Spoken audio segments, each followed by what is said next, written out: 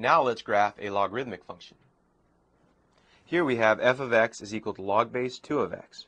Remember that that is the inverse function of 2 to the x, which we've written here. Remember the relationship between two inverse functions, where we can simply invert or switch the ordered pairs from the initial one-to-one function to its inverse. And you can see I've written it already here. 0, 1 becomes 1, 0.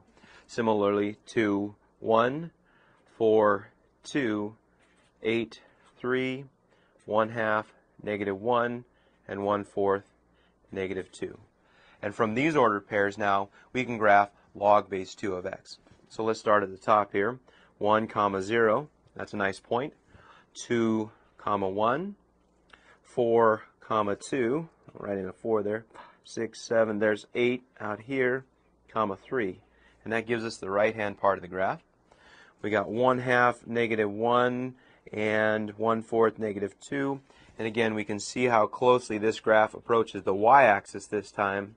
Now that we've drawn the graph, let's analyze it a little bit closer. Notice that the graph gets closer and closer to the y-axis. We now have a vertical asymptote that this graph approaches but never ever touches. Note the domain will be from 0 to a positive infinity. So this is our graph then, drawn f of x being equal to log base 2 of x. Now from this we want to draw the graph of log base 2 of x minus 1. And remember from our transformations, when we have an inside transformation, we're going to shift this graph to the right 1 unit. So we can take all these points that we've drawn previously, shift those to the right 1 unit. Does not change the shape of the graph, simply slides it over.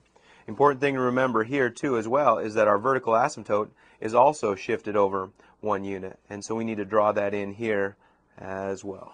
So let me get that drawn in there. We'll never ever cross that vertical line drawn in blue here. So we now have our log base 2 of x minus 1 function drawn.